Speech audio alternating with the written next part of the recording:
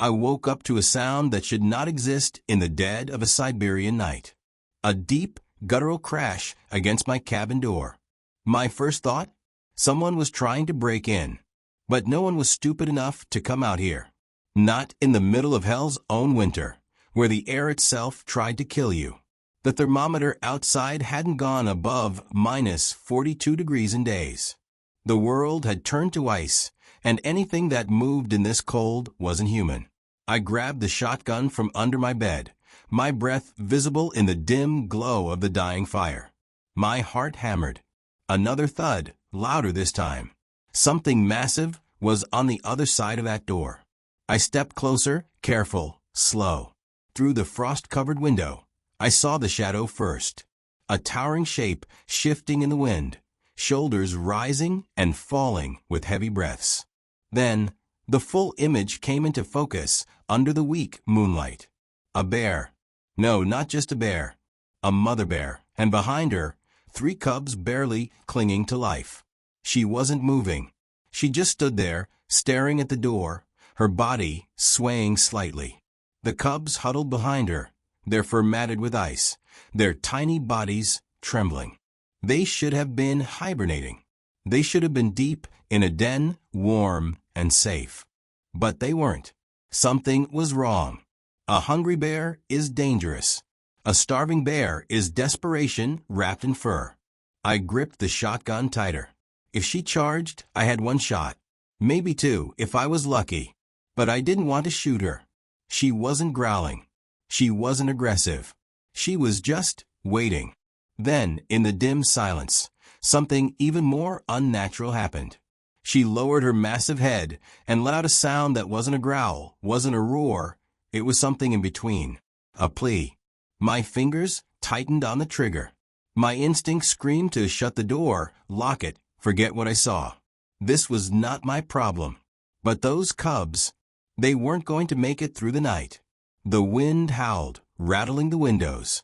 The fire in my cabin flickered, casting long shadows against the wooden walls. Outside, the bear stood motionless, waiting for something. For me. And I realized in that moment that she wasn't leaving. What the hell am I supposed to do now? I stood frozen, the shotgun heavy in my grip. My breath came in short bursts, visible in the icy air. Never trust a wild animal. My father's words echoed in my head, drilled into me since childhood. He was a hunter, a man who respected nature but never let his guard down. They don't think like us. They don't feel like us. The second you let your guard slip, you're dead. But this bear, this mother, wasn't acting like a predator. She wasn't charging. She wasn't snarling. She was waiting. The cubs behind her barely moved. One of them, the smallest, had stopped shivering. That wasn't good. That was a death sentence in this cold. Fear and pity fought inside me. I knew what I should do, shut the door, let nature take its course. It wasn't my problem. I didn't owe them anything. But I also knew I wouldn't sleep tonight if I did that. I took a deep breath and made a decision. Stepping back, I grabbed an old chunk of frozen meat for my supplies, something I had meant to toss out anyway. My heart pounded as I cracked open the door just enough to toss it out onto the snow. The meat landed with a dull thud. I stepped back, expecting her to lunge, to charge the door now that she'd caught scent of food. She didn't. She just stared. The cubs, too weak to react at first, eventually sniffed the air. The bigger one, stronger than the rest, mustered the energy to crawl forward and take a hesitant bite. The mother let him. She didn't fight for the food. She didn't move to claim it. She just watched. I didn't understand. A bear in her condition should have been desperate, should have been ravenous. Instead, she was standing still, unblinking, as if testing me. I took another step back, hands still gripping the gun. The door was still cracked open, the bitter cold seeping in. She could have lunged. She could have made a move. But she didn't. She just stared. I shut the door. My hands were shaking. Not from the cold, but from something else. Because I knew what had just happened. I had crossed a line I couldn't uncross. The night was brutal. The wind howled like a dying animal, rattling the cabin walls, seeping through every crack. I sat on the edge of my bed, shotgun across my lap, waiting for something, anything, to happen. But the only sounds I heard were the low, pitiful whimpers outside. I didn't sleep. Not really. Every time my eyes shut, my mind played out the worst scenarios. What if the mother bear lost her patience? What if hunger finally pushed her over the edge? What if, by morning, I wouldn't be waking up at all? But the morning came, and they were still there. I moved to the frost-covered window, my breath fogging the glass. The mother bear stood in the same spot, her massive form partially covered in fresh snow. The cubs huddled against her, barely moving. She hadn't left. She hadn't even tried. Why? My stomach churned as I took stock of my supplies. I had food, but not enough. Not for them. Not for long. I could spare a little. But how far was I willing to go? How many days could I stretch this out before it became a question of them, or me? I swallowed hard, grabbed another frozen scrap of meat, and took a breath that did nothing to steady my nerves. Then I unlatched the door. The cold slammed into me first, a wall of pure, unfiltered ice slicing into my exposed skin. My fingers tightened around the doorframe, every instinct screaming to shut it again, to lock it, to pretend none of this was happening. But I didn't. I took a step forward. The mother bear didn't charge. She didn't move at all. Her eyes locked onto mine, dark and unreadable, filled with something I couldn't place. Not aggression, not fear, something else. For the first time in my life, I stood face to face with a wild predator. Nothing but a few feet of frozen ground between us. My breath hitched. My hands shook. And I wondered right then and there if I had just made the biggest mistake of my life. I took slow, measured steps, my boots crunching against the frozen ground. Every nerve in my body screamed at me to turn back, to shut the door, to pretend I hadn't started this. But it was too late for that. In my hand, I held scraps, frozen chunks of meat that weren't good enough for me, but still edible. I crouched down, keeping my movements deliberate, and tossed the pieces a few feet in front of the mother bear. She didn't move. The cubs did. They were hesitant at first, their tiny bodies trembling from cold and weakness.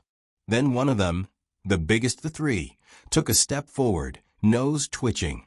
A second later, it lunged for the meat, sinking its teeth into the frozen flesh. The other two followed, scrambling to get their share, devouring it like they had never seen food before. But the mother, she didn't eat. She stood still, her eyes fixed on me, unblinking. Her ribs were visible beneath her thick fur, and yet she didn't fight for the food. She let her cubs have it all. Something about that moment felt unnatural. It wasn't the way things were supposed to be. A wild animal should take what it needs to survive, no matter what.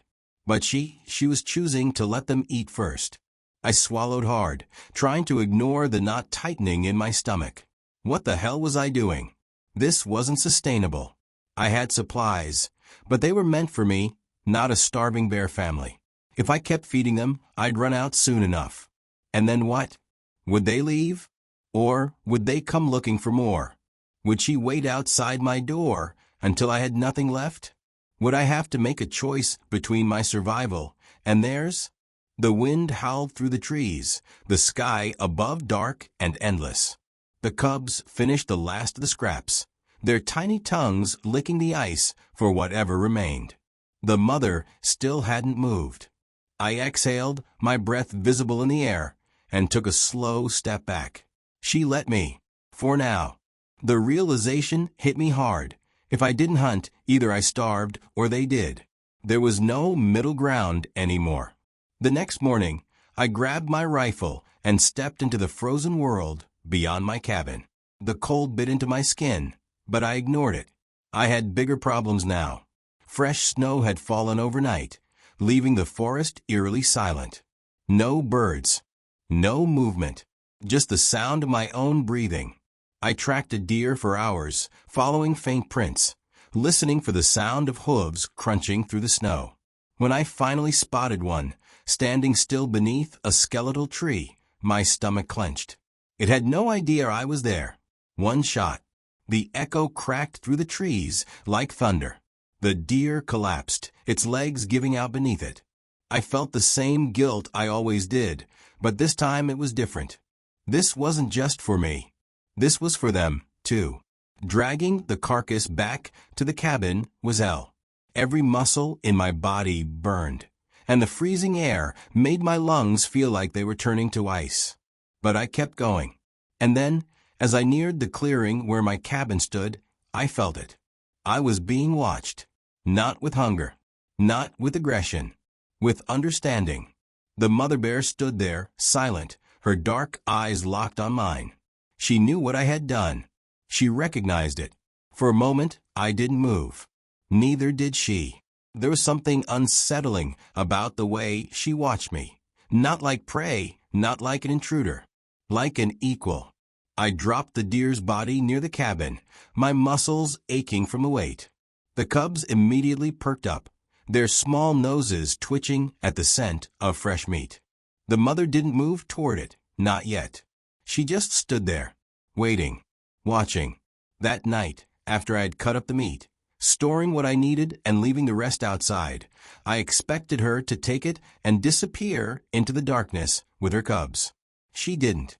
Instead, she stayed, right by my door, like a guard, like a protector. And for the first time in days, I slept without my shotgun within reach. Days passed. The routine became familiar. Wake up, check the fire, step outside, leave food. They stayed. The cubs were stronger now. Their fur looked thicker, their movements livelier. They wrestled in the snow, clumsy but growing. I should have felt relief, maybe even satisfaction. But the mother, she was getting weaker. Her ribs pressed harder against her fur. She moved slower, her breath heavier. She still didn't eat much, giving everything to the cubs. It wasn't right. Nature didn't work like this. And yet, here she was, defying instinct, refusing to take what she needed. And I was letting it happen. I started questioning myself. Was I helping her live, or helping her die? The thought stayed with me, clawing at the back of my mind. I could force her to eat, leave only enough for her. But would she take it? Would she even understand? Or would she just let herself waste away, letting her cubs thrive until she couldn't stand anymore?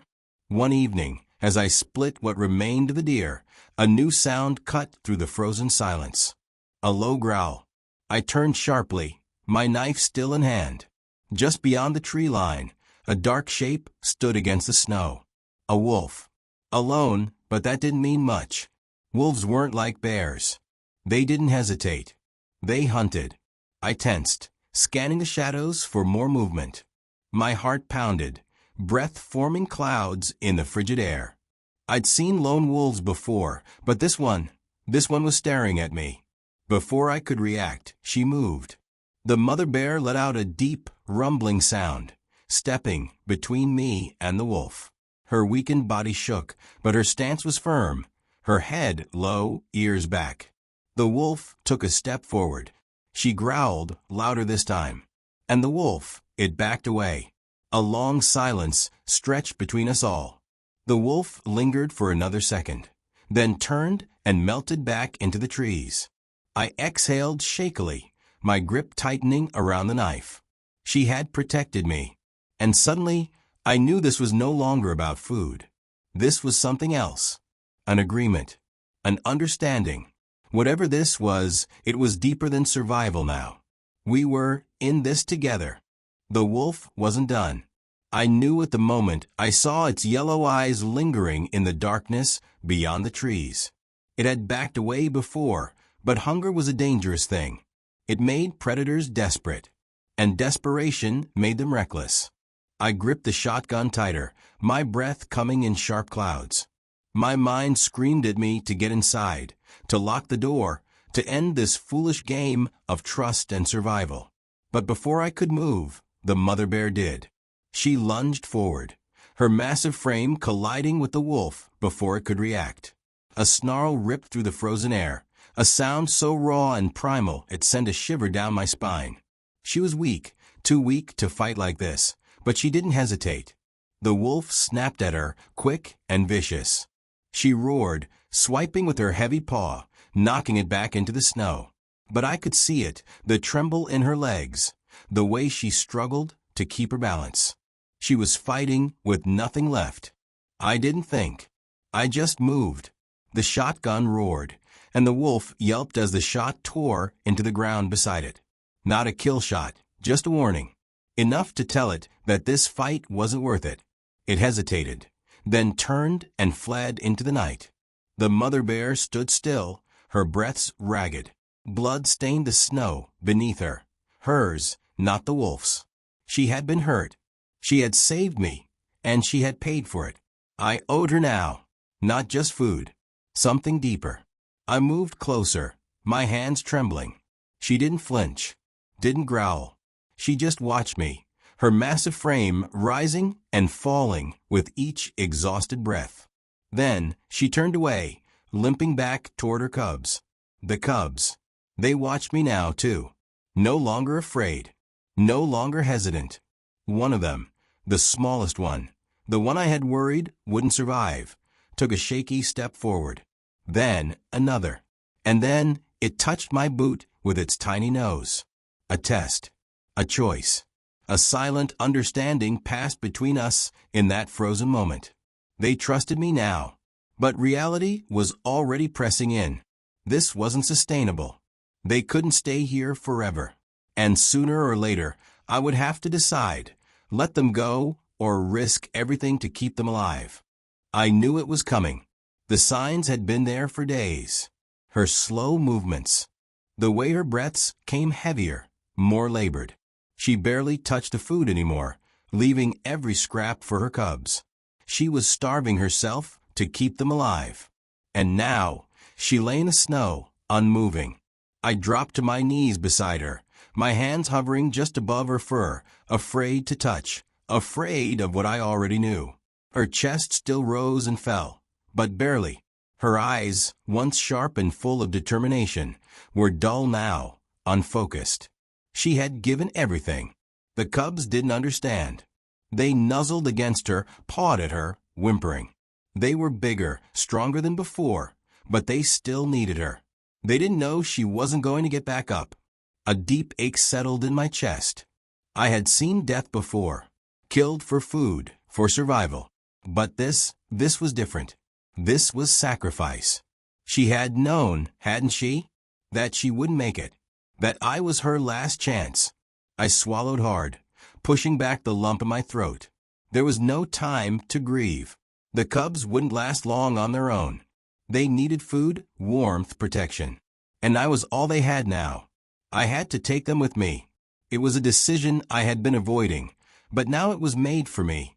Carefully, I reached for the smallest one first. It squirmed, but didn't fight.